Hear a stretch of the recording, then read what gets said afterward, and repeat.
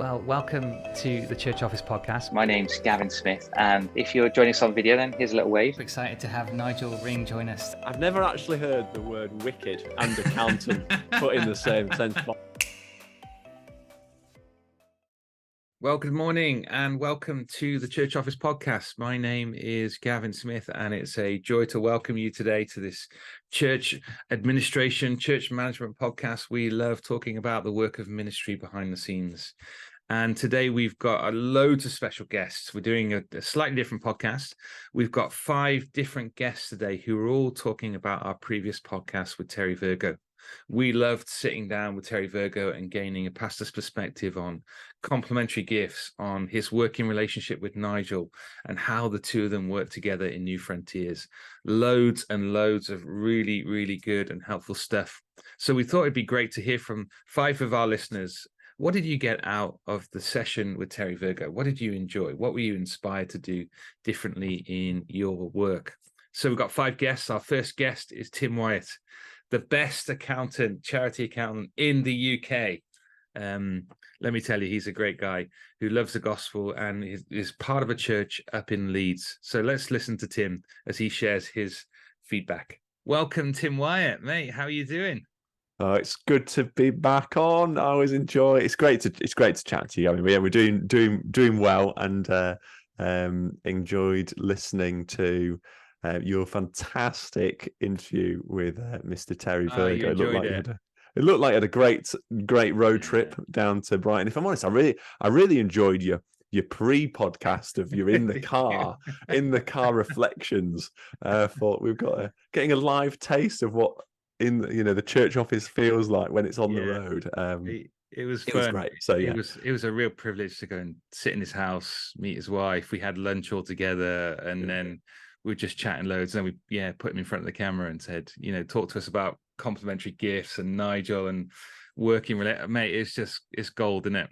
Yeah, it's fantastic. And to have that opportunity to hear all of that, all those reflections on what has been, a phenomenal, whether you use the word career is probably wrong, but legacy and journey of what New Frontiers has grown from to become is fascinating. And to hear how the administration of that is all interwoven so importantly with the vision and the passion and the prayer of where God was leading him and this movement. So really fascinating. And I've come away with a number of reflections that have taken away. Even Tim the accountant's got some reflections.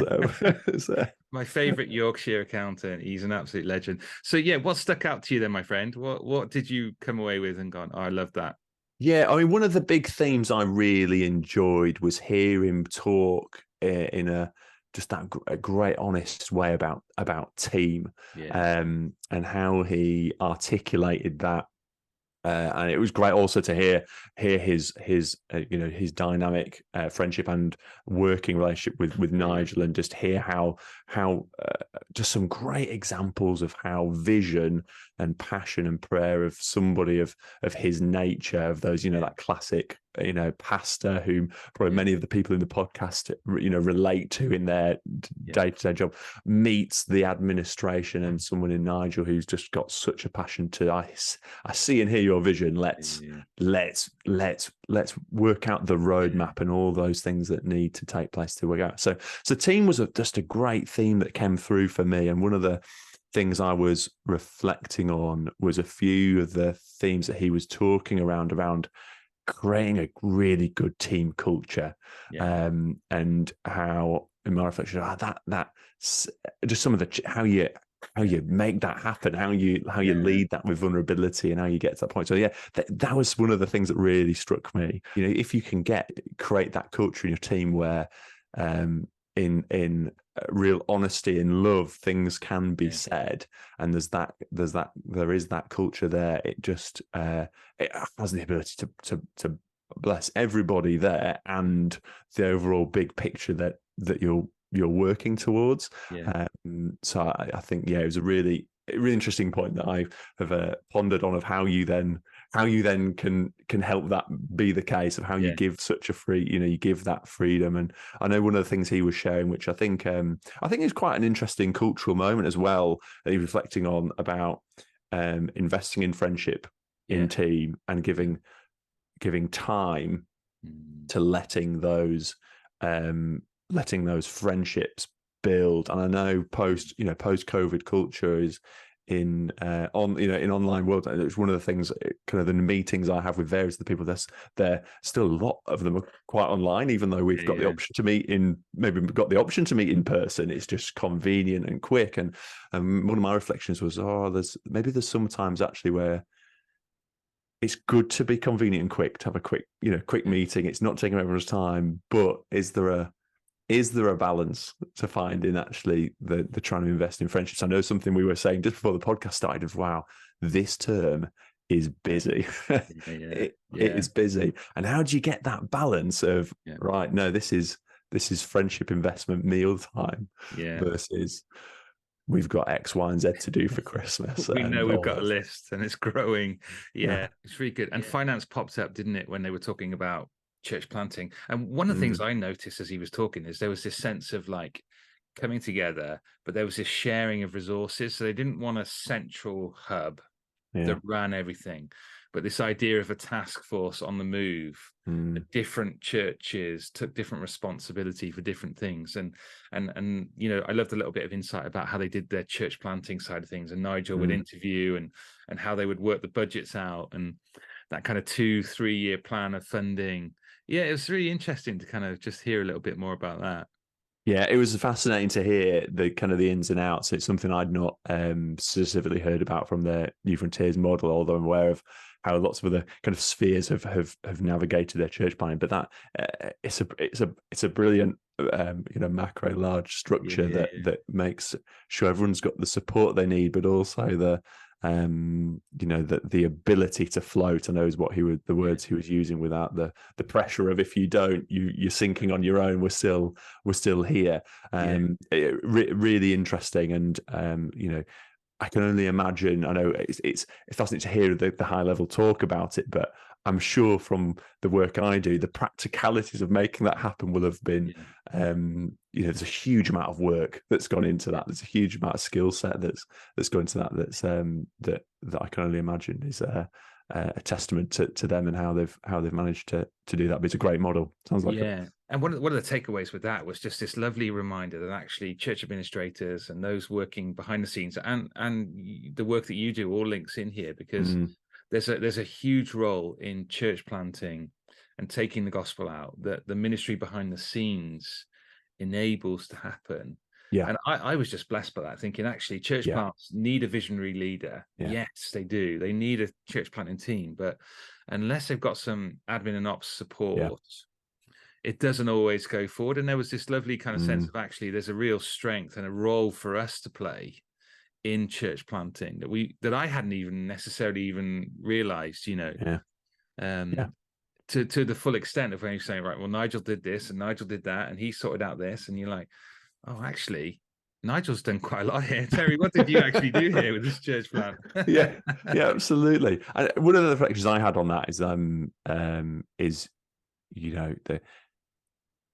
the challenge I had is thinking, there's lots of visions and lots of ideas and lots of creative thought process, which probably takes place a huge amount in our collective churches. And I'm sure there are a number of those which are, I'm sure a lot that are amazing, but how many of them do get to the point of fruition? Because actually of all those foundational blocks of administration, process, strategy, and all those things that they've got to come together to make it happen. And you're absolutely right. I think it's a brilliant encouragement that you have someone of significant position in leadership who's has a legacy about what they started, really praising and honoring those people who actually have really laid those foundations to make that happen. And it's a great encouragement, and I certainly came away encouraged knowing that the late night finance meetings with trustee boards and churches they're worth it. They're there. It They're is. there for a reason. And Yeah. even though they're not the glamorous side of things, absolutely they are pivotal in making and driving forward what the vision is, and ultimately the gospel being shared and his light brought. So yeah, really encouraging. I came away encouraged. Mate, love that. Brilliant. Tim, it's great to chat to you, bud. Thank you so much for your thoughts and reflections. And let's get you back on the podcast sometime soon. We love you, mate. Always big fan of the pod. We do a great job, Gav. And yeah, anytime anyone's happy to listen to my Yorkshire tones, always happy to be back on. Good man. All right, we'll see you soon, my friend. Bye-bye. Bye-bye. Hello and welcome to the podcast. Our second guest is Anna Wood. Looking forward to hearing your reflections from the last podcast with Terry Virgo. So yeah, welcome. How are you? I'm good, thank you. Thank you for having me again. It's great good. to be here. How is Liverpool?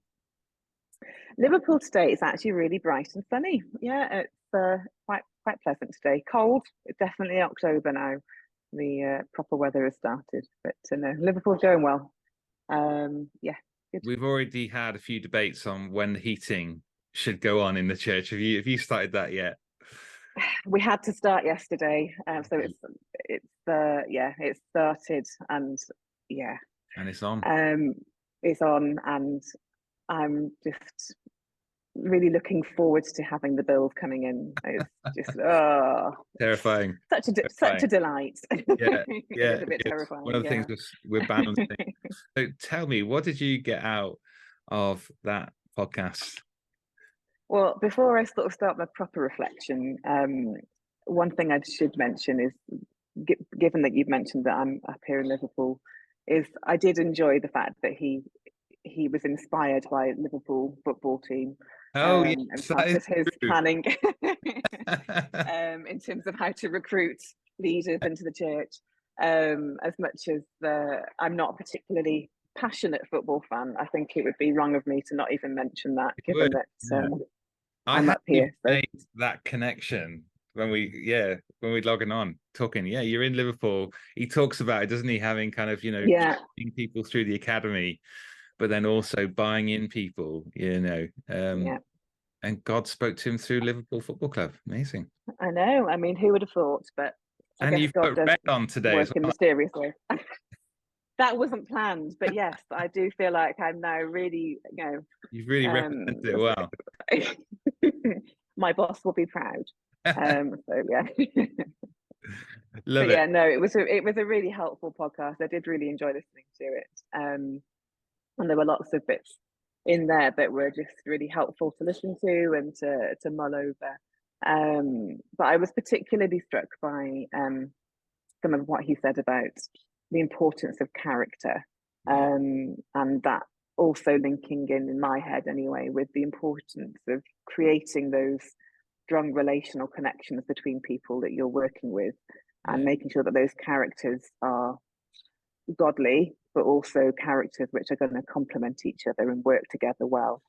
I was just kind of reflecting on that, thinking, well, actually, if you've got two characters which may be both godly, but perhaps not so complementary in terms of how they function or how they think, or then that's going to cause a bit of a difficult working relationship. So actually, that character aspect from a biblical point of view is obviously critically important, but also just more broadly as well in terms of that working, functioning effectiveness on a day-to-day basis. But that was really helpful to think over. Yeah, it's useful, isn't it? Because we can only think that character applies to elders, but when we look at qualifications for deacons and many of the roles, the church officer roles or the admin roles, do fit into that kind of deacon role. That character is absolutely essential. It is, and I think actually, even if we're not trying to pursue somebody to fill an office of deacon or elder, actually looking for those character traits in people is still a really helpful process to go through, because they may not ever hold those offices, but they can still represent aspects of those character traits which are gifted by God and guided by God and used hopefully for God in that role then as a result. I loved it. I thought it was clever to think about it, because, you know, as we think about it, I can often go towards, you know, performance or ability or skill or something like that straight away, but actually pausing and going, okay, where have we got character? Because we can learn skill and we can learn different types of, you know, gifting and different roles in the church, but actually the character thing, it takes time and maturity, and it's such an important aspect of it. So if you choose people of good character, they may not get the job done as well as you think or you need, but actually the way they get it done will be the thing that makes it distinctive. And I like that. Yeah, and I think that heart desire as well as part of that is integral to it. So it might not be necessarily as quick or as efficient as it could be if you perhaps had someone that was more experienced in that area. But like you say, you can train somebody up, and you're more likely to be able to train somebody up who has got a character that is willing to serve and desiring to serve the church and serve the Lord through that, because that's going to motivate them to actually pick up those skills, to listen and to be teachable. You know, that's part of that character you're trying to look for, isn't it? So they may not start off being the most proficient in everything that we need, but the hope would and the prayer would be that actually that's going to come over time in a way which is so encapsulated in God's teachings and in God's character reflected in us. So hopefully that would be a real positive in the longer term. Yeah, I love that. And there was just some lovely dynamics, wasn't there, that you kept talking about in terms of a relational focus rather than anything else, you know, just spending time together, not just over the agenda, but over caring for one another, relating to one another, eating together, praying together. It was inspiring. I mean, I love having a good meal, and so that bit did strike me. But it is important, you know, being able to spend time with one another and just chatting and just checking in on how things are going, and not necessarily being best friends. I mean, you might end up being best friends with people you're working with, and that's wonderful. But it's not necessarily about reaching that level of friendship, but it is about having that relational dynamic, which is more than just work-based, you know, get the job done, go home. You know, if we can care for one another and learn about one another in a way which is a deeper relationship than just perhaps a standard work relationship would be, then that hopefully will bring benefits to both parties at some point in the future, when, you know, when things are joyful, but also when things perhaps are a bit trickier. So hopefully it makes just for a generally more positive, effective working relationship as well, just day to day. Yeah, it's lovely, isn't it, in the interview, to like how Terry just honors Nigel and some of the other staff that he's working with, you know, to have someone that's such a, you know, who's been around for such a long time, and like you say, has done an amazing job, has valued the diversity of gifting, and has always sought to kind of recruit them and bring them onto the team or bring them into roles. It was kind of lovely that he recognizes it and sees it and the importance of it. I was really struck actually in that by how humble he came across, in the sense that it was evident that he hadn't wanted and hadn't been motivated by making it all about his success in the role that he was fulfilling and the work that he was doing. You know, he wanted to bring other people, he wanted to spot other people and their giftings and their character and bring them to undertake the Lord's work, and to give them that space and give them that opportunity, which is wonderful, really, because otherwise they may not have done. You know, if someone doesn't spot that in you, doesn't kind of identify that potential, then it'd be a shame to waste that opportunity. Yeah, love that. Well, Anna, thanks for sharing a couple of reflections. I love it. Yeah, short and sharp. Yeah, looking forward to hearing from the others, and thanks for your time. Yeah, me too. We'll see you again soon on the podcast. Thank you very much. Thank you for having me. That's great. Speak to you soon. Take care. Will do. Bye. Well, hello and welcome to the Church Office Podcast, my third guest today, which I'm really excited about, is Bridget Jones from Kings Lynn. How are you doing? Welcome to the podcast. Yeah, hello, Gavin. Yeah, it's lovely to be on here. Yeah, real privilege to share in this podcast today with you guys. Yeah. Oh, it's lovely. And what Bridget has been such an encourager of the church office, and sending in messages or emails, just thanking us and encouraging us. And it's lovely to get you on. And you've been a church administrator for 20 odd years, I guess. Yeah, it's about 20 years. Like I say, my daughter is 23 now, and I've been working for the church for all that time.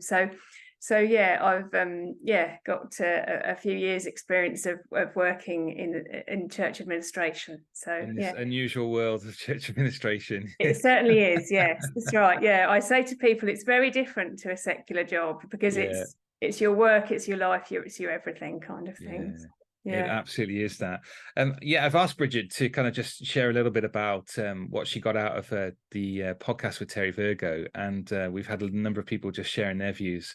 So I absolutely wanted to get her on the podcast today. So, firstly, thanks for listening to Terry's podcast. Oh, it's a pleasure. Tell us a little bit about it, how you connected to the church office, and tell us a bit about this podcast.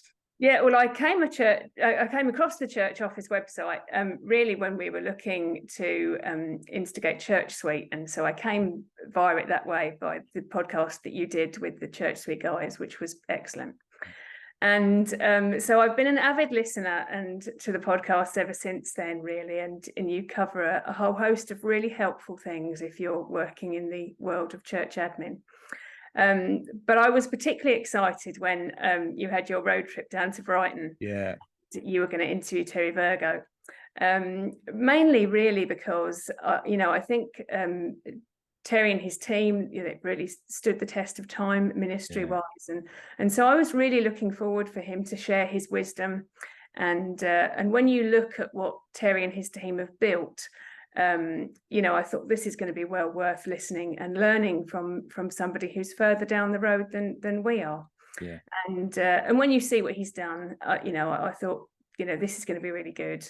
Really looking forward to hear what Terry Virgo's got to say to us.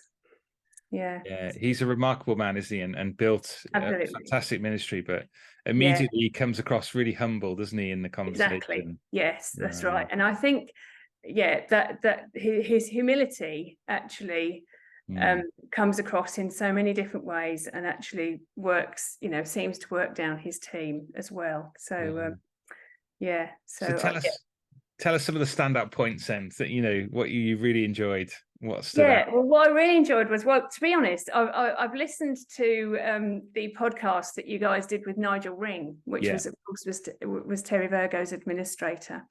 And they were really helpful as well. And what I loved about that was that Nigel had said, he said, Terry has the vision and we make it happen. Yeah. And that really stuck with me. And actually that came out again when you spoke with Terry Virgo, because he was very keen to not separate his admin staff from his ministry staff. And he was talking about them being involved in the prayer meetings and being involved in the planning meetings, and so it wasn't like that the admin staff were somewhere separate, just doing admin work, but actually they were involved in sharing in the vision. And I thought that was really important, because sometimes an admin staff, we can feel like we're just doing the boring stuff that and the spiritual side of church is the exciting bit, but actually what I think Terry Virgo and Nigel Ring have managed to do is actually marry those two things together. Absolutely. Which I think has been a real strength, and that came through on what Terry was saying. Yeah, that was lovely. There was a real kind of honouring, wasn't there, from Terry? Absolutely. For that gift. Yeah. And, which is lovely actually to see. One of the things that Terry said later in the podcast was that it's not all about his ideas. He said it's not like it's only valid if I said it. And I think that is extremely important, because it must make his team feel really part of what's going on. And that really struck me when he said, it's not only my ideas, but it's everybody, you know, has a voice around the table, you know, which is really great. Yeah. He did do that really well, didn't he? And I think he said in the podcast, didn't he, that you know, it wasn't like we came out of a meeting and then gave Nigel a big list of things to say, right, off you go and do this. That's right. Yeah. But he was in the meeting and he captured the heart of what they were doing. And, exactly. I love that. And I think where administrators are involved in that process, it does seem to be real fruit and connection that happens. It does. And I think actually it brings a real strength to church, you know, when you can team effort. You know, I know Terry talked about building team. That was another thing he said. And I thought it was interesting actually when he said, you know, team is actually never mentioned in the Bible. Yeah. It made me smile because, you know, Terry Virgo is a man of the word of God. Yeah. Which, you know, really comes out in everything he says as well, which is paramount importance and, you know, really important. But he equally said, but he says, I've really enjoyed leading teams. Yeah. And I loved how he says everybody has an opportunity to share in the room. Yeah. If they don't share in the room, he says it gets talked about in the corridor. Yeah. And that is so true. And I think if we're honest, we've all been in those meetings where maybe something hasn't been able to be shared in the room, and so it's been shared in the corridor. Yeah, and how damaging that can be, can't it? Exactly. Yeah, we've all experienced things like that. Yeah, that's right. Yeah, there's huge wisdom there, isn't there? Yeah. Oh yes, 100%. Yeah, that's right. Yeah, and I think all of those like very practical things that Terry brought out were just really helpful to hear. And because you can go along in life and almost forget some of those, you know, very basic things, but really important things that, you know, to be listened to is actually quite a big thing, isn't it? Yeah. And you know, like I say, I love that you know, he was open to other people's ideas, you know, because sometimes I think even as the church leader, you can feel like you've got to bring everything. Yeah. But actually there's a strength in, you know, each person bringing their own gifting, you know, and bringing what they have to offer. So, yeah. Yeah, it was good. He did seem to allow people space, didn't he, to bring their gifting, and I think that was a really good sense of really good leadership somehow. That's right. Yeah, just absolutely. saying, you know, you're the evangelist. Bring some thought into this. You're the administrator. That's right. Yeah, and I loved actually how he said that.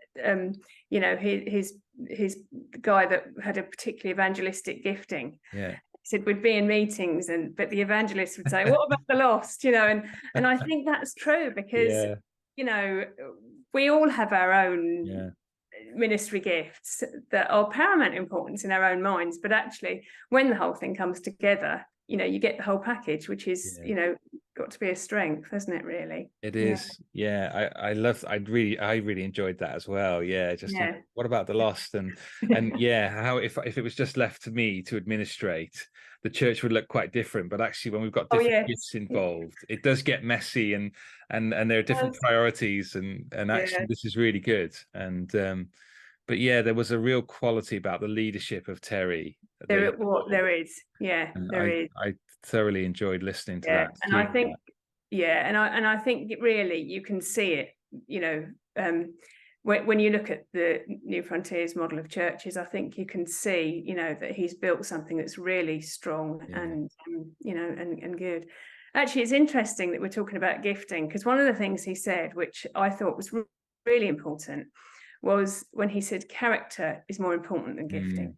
And I think that's really valuable because I think you can have the most gifted people in any area of church life, whether it's admin, children's ministry or worship or whatever it is, you can have the most gifted person in the world. But actually, if there's a deficiency in their character, that will play out in whatever they do. And you know, it's easy to think, oh yes, the person's very gifted, let's use them, you know, but actually if their character isn't quite there, you know, that is going to be something that's going to come to the fore. You know? He did say that, didn't he? He said, giftedness makes things happen, but without character, it's going to go wrong, and it can go wrong badly, can't it, as well, with these things. Yeah, that's right. Yeah, it was interesting because I chatted to Anna Wood, who's an administrator in Liverpool, and she brought out the same thing. Right, yeah. Character really impacts their saying. Oh, it does. When I'm looking to recruit people, actually stopping for a minute and thinking, we can teach people skills and process, but actually character, you can't do that. So no, that's right. Yeah. So and I just think that I was really impressed with the way he talked about relationship. He was saying, when we got our elders together, we have a meal together, we become friends. But and it's relationship before business. And I think that's another really important thing, that actually in church life, it's much more about relationship than it is business. So that was great. That's great, and it's such a helpful reminder, isn't it? Because I was in an elders meeting the other night, and there was this eagerness to get to the agenda, because we've got a church meeting coming, and I'm thinking, right, we need to talk about these things and pin this down.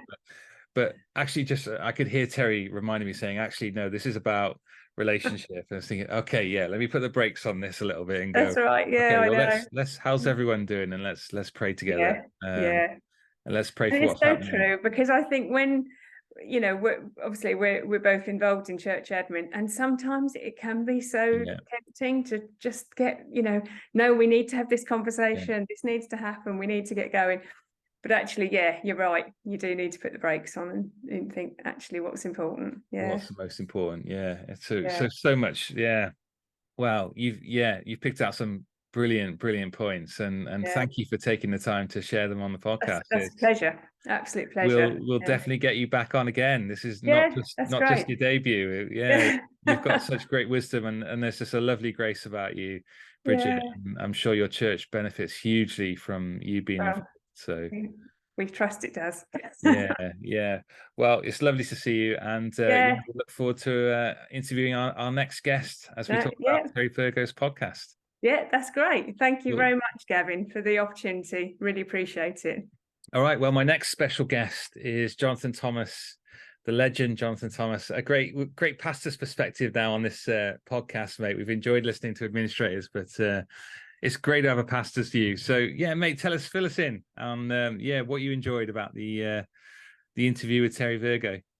I really enjoyed it. I've kind of read quite a few Terry Virgo books, listened to his sermons over the years, and like many others, I think his sermons on Romans that he did, are life-changing.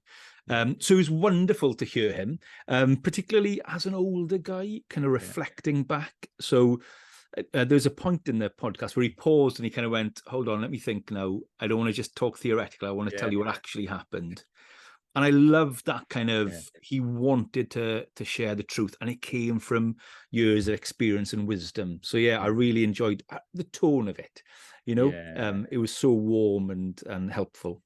He was so easy, wasn't he, to listen to? And you're right. Just, what him and Nigel together have done, and I know that team is wider than just the two of them, but this kind of honoring and appreciation of the different gifts, that kind of very visionary, big ideas, big picture that Terry has, to the detail and the administration that Nigel had.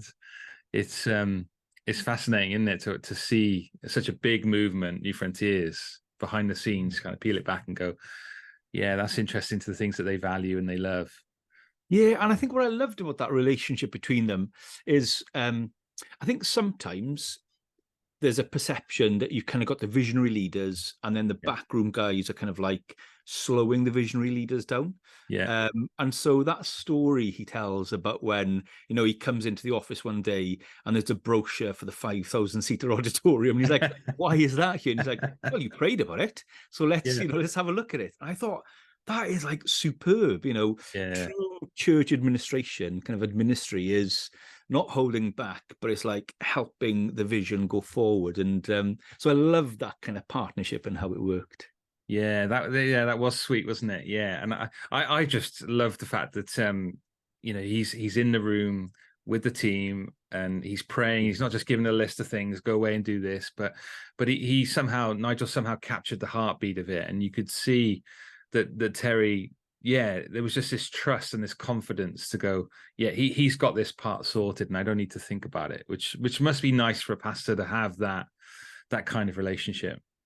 Yeah, and it was interesting, I think, listening to it and reflecting, we're new as a church, we, in the sense of you came in and you kind of advised us and helped us, and we ended up employing a church administrator, which has been and such a game changer for me and the church. It's been wonderful.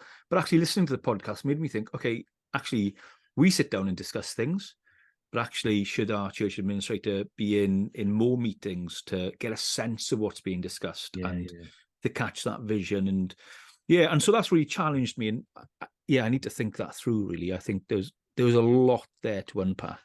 Yeah, definitely. Yeah. And there's so you just picked up this lovely culture of teams, didn't you? And the senior leader of Terry being able to give room to like the complementary gifts, and when he talks about the evangelist guy, what about the lost? I loved it. I just think, you've got to be a particular kind of leader to allow that kind of diversity to happen. Because I think challenge, do you think, for some pastors? Not for me, because I'm not a micromanaging megalomaniac. Although I think if you talk to my elders in the church, they might have a different view. I mean that is the temptation, particularly for I'm a small church pastor, and in a kind of smaller church, the danger is you kind of become Papa Church, and so as a kind of the pastor, you want to be involved in everything. And the problem is then you end up dominating everything. And I guess the church can grow wonkily around your weaknesses, or sometimes accentuate your weaknesses. So what I loved about this was you just get a team and being willing. I mean, the way he talks about handing things over to people and, them taking on that. I think that's the big challenge that kind of I've been kind of on a journey on over the last maybe 10 or 15 years, is finding the people and not delegating in the sense of, I just can't be bothered to do this, I need someone to do it.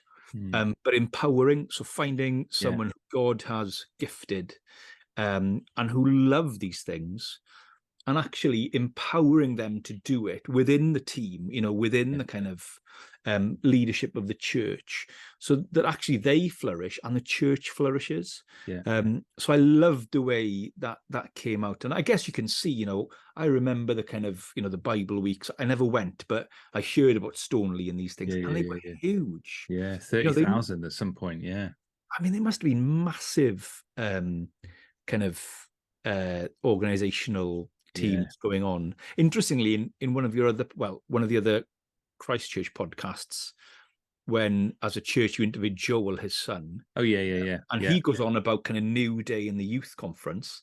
It's interesting that the part of that story, I think, was basically you had all these people who'd been able to do Stoneleigh, and then they stopped it, and they were like, well, we love doing this. And kind of Joel gets them together and they're like, well, let's do New Day. And I love the idea that in the church, it's 1 Corinthians, isn't it? Where Paul says, the Holy Spirit gives gifts as he determines for the common good. And you think within the church, there are these people who God has gifted. And actually, if you get the right people on the right seats in the bus, it's the journey is so much better. So much smoother. It's right. And I guess for pastors, do you find it difficult to identify people with those gifts in the church and sort of recruit them in? And is that something you've found a challenge over the years? Yeah, sometimes it can be. I think particularly in kind of, and this is probably true in larger churches, but in smaller churches, everybody tends to volunteer. So everybody's involved. So sometimes you have a need and you're looking at the kind of members list and you're going, well, they do this, this and that, and they do this, and that. And you kind of feel guilty about asking them to do something else. But what I've kind of seen over the last 5 years in 3 key appointments that we needed to make as a church, so church administrator, families worker, someone to help us with outreach, like we advertised far and wide, looking outside, because that was the only way we could think of doing it. And all 3 appointments have been church members. Is that right?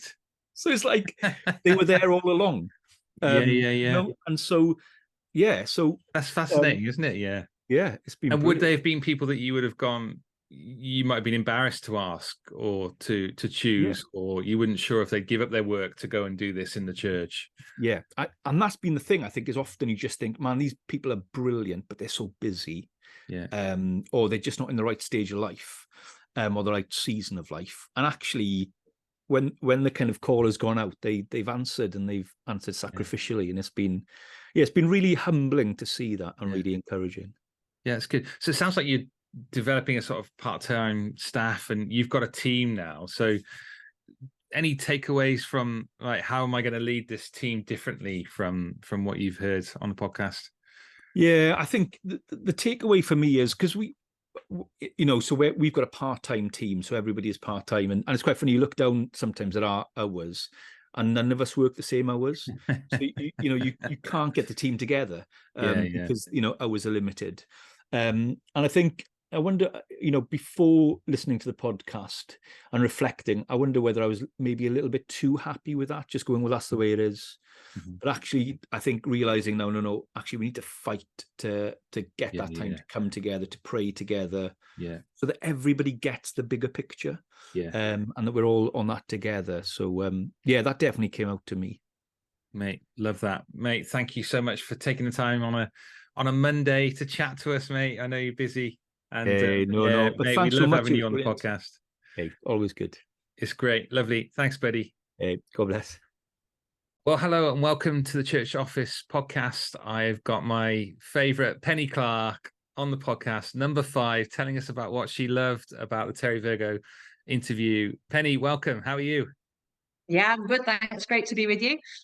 These are definitely not my books on the bookshelf behind. I'm in one of the pastor's offices, so clearly he's far more well-read than I am. Mine are all about money management and stewardship. These seem to be about books of the Bible. Yeah, man. So you snuck in his office where it's warm, I hear. I have. It's warmer than mine. Yeah, I've not had the heating on. He has. Good stewardship, that. Every church is having this debate. I mean, I was saying to somebody else, when do you put the heating on? When do you not? And particularly when prices so high, it's a careful decision here. Yes. Well, if you're going to use your room all day, you can have your heating on. If you're going in and out, put a cardigan on. We actually are keeping Marks and Spencer's thermal underwear department in business, I think. By thermal underwear, I just mean t-shirts. No more information. So Penny, fill me in. What did you love about this little interview? What stuck out?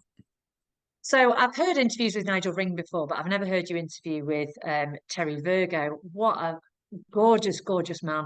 I really loved his humility, just the way he would speak about other people, speak about his team, speak about his administrator, and just know that it's God's work that is being done here, and the way that he speaks so graciously towards the other people around him who have the skills that he doesn't have.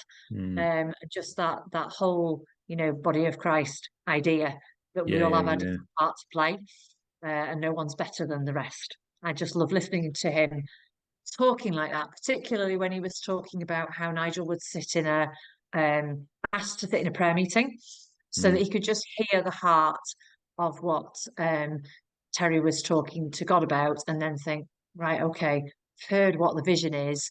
How can I serve to enable that to happen? And I use the expression, he was the person who made it happen. And I know it wasn't an interview just to sort of big up an administrator, but it was great to hear that dynamic and listen to the dynamic between the two of them. One has the vision, the other makes it happen, but neither was better. Yeah, that was lovely, wasn't there? There was a lovely respect between the two of them, and we'd obviously heard Nigel before on the podcast talking about his relationship with Terry, and it was lovely that so much of that married up, and the example about hearing Terry pray about the Brighton Centre, and then him going and starting to do the work on it was just like, oh, that is really cool. And there was this lovely relationship between them, wasn't there? Terry was able to gather people around him really well. Yeah, I also love that he commented on the different viewpoint or the different perspective that perhaps Nigel would have, that he acknowledged that wasn't his viewpoint, but that other viewpoint gave an indicator or gave some more practical ideas. One of the things we have in our team is bring an ops person into the meeting You know, when you're having a planning meeting about a church event or some mission outreach or something, bring an ops person in, because they will see things from a different perspective and add so much. Well, add so much, but also stop the grief of, well, you can't do that because the risk assessment says no. You know, it's that thinking in a different constructive way of still helping to make the vision happen, but actually saving all the thinking time for all the grief of you know, pursuing a pathway that then doesn't happen. So that was clearly a great dynamic between the two of them. It's good, isn't it, if ministers or lead pastors see administration as a kind of necessary evil, then they've got the perspective totally wrong, and to see it as wanting to get behind a vision, to build a vision, to support a vision. Terry got that, didn't he? And he got that and was able to kind of release, you know, not just the tasks, but the kind of responsibility and authority to Nigel. So Nigel was making decisions that were really decisions that mattered. And you see Terry being okay with that. And yeah, it was good to see that. And I think you're pointing here, if you're a pastor listening to this, getting somebody in operations in a meeting, not just to hear you pray, but to give a perspective on how you might plan something going forward, could really serve you in a huge way. And we've certainly seen that in our experience, Penny, haven't we, with churches working well, with these two roles working together well in churches. It does make a huge difference, and we'd be huge advocates for that in the role, wouldn't you say? Yeah, I remember hearing or sitting in a workshop, oh gosh, 7-8 years ago, where Jules Morgan, you know Jules, was talking with her pastor. They came and did a bit of a in the Days Before podcast, a bit of a, you know, a talk to the audience, and they were talking about how the relationship worked and how it was so important to have that mutual respect. Different roles, different responsibilities, different vision, different way of working, but to work together, you know, and build that mutual relationship and respect for each other is so important. Co-workers. I love that. And there was some great, and you know what has been a very successful ministry, isn't it, with, you know, over 700-800 churches across the world, that they've supported, planted churches, trained people, done work in very complicated and difficult countries. It's remarkable. And to see the team of gifts which he was able to draw in to build that was, it's quite spectacular, really. But at the same time, he's such a humble man, and knowing that God's opened doors, he says, God opened this door. Absolutely. And I just loved it when he was talking about when they were doing church planting. You just alluded to it there when you made that last comment about how he'd have the vision for where I want the church planted, and not where I want it planted, but where I believe the church should be planted. And then almost like Nigel would come up behind, do the budgeting, do the structure, work out how it was going to happen. And it was just that brilliant working relationship of we each do our own bit, but it works. It's great, isn't it? And someone at that kind of experience to be promoting that diversity, working together, that gift of administration.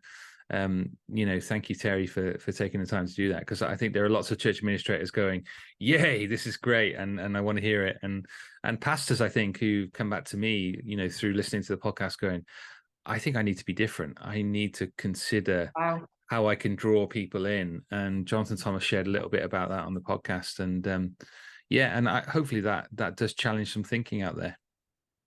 Well, when it works well, it can be really, really powerful, can't it? I love it. Penny, thanks for taking the time to chat to us. We love having you on the podcast. Beaming and smile, full of life and passion. And we love having you. So we'll see you again soon. Fab, until next time. Take care. Bye. Yeah. Well, that ends our podcast. Thank you so much for listening. Thank you so much for my 5 guests for their reflections on the Terry Virgo interview. It's been a joy to hear just how that has landed, how that has made an impact from both administrators, from both pastors, from people who are carrying big responsibility in management, and those who are working part-time in their churches. There's just a whole range of people on today. So a big thank you to my guests, and please check out our website, check out our documents, check out our previous podcasts. If there's anything that we can do as a church office to serve you and encourage you in your role, then we'd love to hear from you. If this podcast has made a difference, then we'd love you to complete a short review and email in to tell us the difference this has made. We'd love to hear from you. All right, until next time, goodbye.